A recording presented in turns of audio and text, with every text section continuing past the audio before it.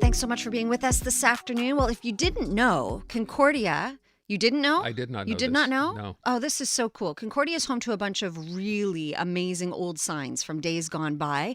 It's called the Montreal Signs Project, and the goal is to preserve signs from some of our favorite destinations, famous landmarks, places around Montreal that aren't there anymore. But the signs have been preserved.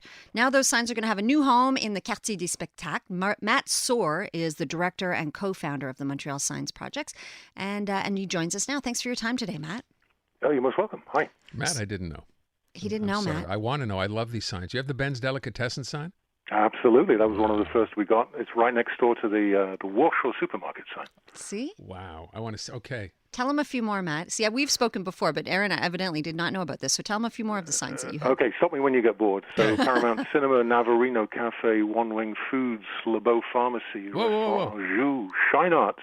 You have Wong Shine Wing Arts. Foods? Yeah, Bijouterie J, Guillaume Roy, That's so Undies Travel Agency, Belle Provence Meat Co., Steinberg's Supermarket, See? Mars Comics, McDuckett's Ice Cream, Bywell's, the Montreal Mirabel International Airport, Monsieur Hot Dog, Sharks Pool Bar, Right? Le Club Sandwich, Moncton Tavern, STM Montreal Metro System, Librairie Guérin, U-Disco, Model Supplies, Maison du Chien He Chaud. said to stop him. So we'll stop him. We'll stop you there. Wow. You should see Aaron's face, Matt. And that says it all. His eyes are wide, his mouth is, and he's like taking it all in. Well, you know what he and brought that's up? what this is all about. I didn't even know this was a sign. McDoherty's Ice Cream, which used to be on Coates, because I went to school at West Hill. We used to walk there to get ice cream. Yeah. Yep, That's not a neon sign, is it? That's like was a hand-painted sign? Or am I forgetting?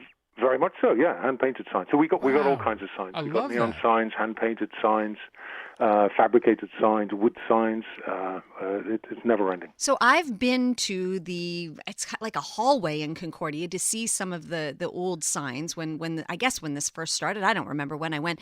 And I remember thinking at the time, it doesn't really do it fully justice, Matt. So now they're moving. Tell us what's going on. Well, it's kind of an expansion in a way. We've got pushing 50 signs now in the collection. Many of them are on the walls in the Journalism and Communication Studies building at the Loyola campus.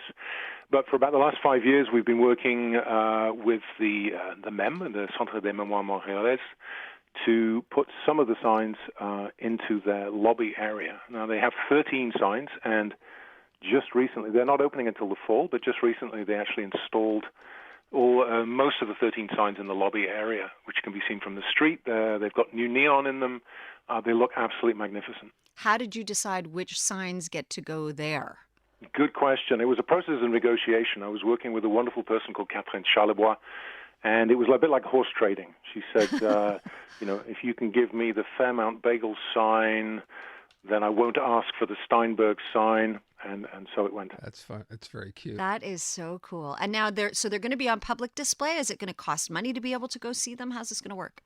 Well, right now, your best bet is if you're anywhere in the neighborhood at the corner of Saint Catherine and Saint Laurent. They're there, they're visible. So if you're thinking of the SAT behind you or the Montreal Pool Room just across from Cleopatra's, you can see the signs, you can enjoy them. They're illuminated 24/7. The museum itself is not opening until the fall, but you can bet I'll be first in line.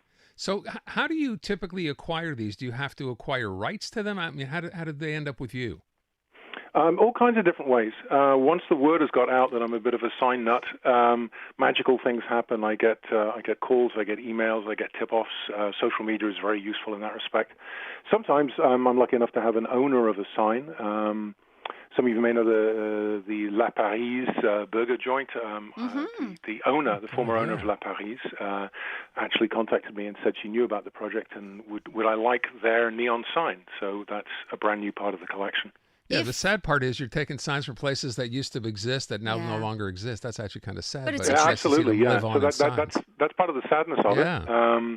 it. It's always a sad thing to see those well-loved institutions disappear, but we're there to catch the sign, and the most remarkable thing that happens is when somebody sees a sign from the collection, sooner or later they'll come around a corner and see one that they recognize that means something special to them, and then the stories start. Yes. In some ways, I say it's not about the signs themselves, it's actually about the stories that people have. It clearly brings a lot of pleasure and a lot of joy and a big dollop of nostalgia to Montrealers. Are there signs you turn down? Once in a while, yes, I admit it. I am sometimes a bit of a design snob, so there are occasions when a sign is a little bit wince-inducing. It's clearly not that important. It was clearly poorly put together, but that's the exception. Most often, we're delighted to help out whenever we can, and I always encourage other folks to save signs too. We're not the only game in town. If somebody sees a sign in a dumpster and they'd rather like to have it themselves, or they see one under threat, go for it. Get it, put it on the wall. I don't want that. It. No, Matt, what do you I mean want you're it not the only game in town? There's someone else doing this? You have competition? No, I mean in the sense, well, yeah, the McCord maybe has one or two. They're around. What I mean is, and maybe I'm being a bit facetious. What I mean is, I don't want people to get the sense that we're gonna fight people for them. I think as long as they get saved from the dumpster, that's the main thing. See, I want you to fight them because I want that trip down memory lane. I love seeing those signs and that it takes me back to sitting at the counter at Ben's and the matzo ball soup. And I love that. And you know, I think everybody has an attachment to, like you said, one might mean nothing to you and you turn the corner and the next one does. I want you to have all the signs, Matt. By the way, do you have to pay for these sometimes, or are they just all generally given to you? How does it work? They're generally given. I mean, a great example would be Ben's, where I got a call, I got a tip-off, I got a call, I rented a van, I grabbed some willing graduate students, and we went downtown and reversed the van into the demolition site and grabbed what we could. And that was obviously with permission. It's always with permission, wherever we can get it. It's not a sort of guerrilla tactic of going out in the night and getting them. Okay. Yeah. I want to know specifically, and I'm sorry to ask this, but the super sex sign from downtown that had the topless lady with the cape flying, has anything come of that? It was there being left in disrepair for so long. Do you happen to know anything about that sign? Well, I think a lot of tears were shed across the city, yes, and I think it was a shame on all of us, really. You know, especially people like me who are involved in trying to save signs, that the thing just went up in flames. It did go up in the heartbreaking fire. for a lot of people, I think. And also a key part of one of those histories of Montreal that is much maligned, which is which involves sex workers. I did see after it had been demolished, burned down, demolished. Somebody put a little bit of graffiti on the side of the building that said, "This should have been a sex museum."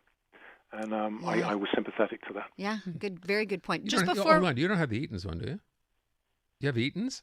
No, don't have Eaton's. Where's that sign? I don't know. We have Sears. Oh, Sears. well, there you go. Quickly before we let you go, I just want to know a little bit about Jean Drapeau somehow played a pivotal role in a lot of the signs being gone in Montreal. Yeah, I mean, it's partly a subjective take on my part, but it seems to me that there was a moment in the 60s and 70s when a lot of old things were getting demolished, removed, smashed up because they didn't comport with the city's ideas about what a modern metropolis should look like. So I think signs combined with Bill 101, of course, which I think was a necessary change. Sure. I think a lot of signs were just simply taken down unceremoniously and scrapped. So I must say that one of the signs we have in the collection that's in the museum now is a rare survivor, which is the St. James United Church sign from St. Catherine, which is now restored into its former glory with its neon, and that's visible for everybody to see outside the museum. I think you're doing great work. Yeah, this is wonderful. And for people who want to, you just go down and take a look. What's involved? Absolutely. Just take a look of an evening. The doors are still locked. The museum doesn't open until the fall, but the signs are on display, and I'm imagining it's going to be a magnet for people in the neighborhood to come and check out the museum when it opens. Did you say October 4th, Matt? I don't have a date myself. We'll find Perhaps out. it is. Okay, that is Concordia Professor Matt Soar. He's the director and co-founder of the Montreal Signs Project. Thank you so much for your time, Matt. Thank you. I love this. Bit of an education there. I think that's great. I love this. Wow, I love it a lot. Maybe someone listening, knows where an old sign is and get in touch with Matt and add another one to the collection. Doesn't have Eaton's, has Sears. And many more, honestly. Gotta have Eaton's. Steinberg's. Someone's got to have that, yeah.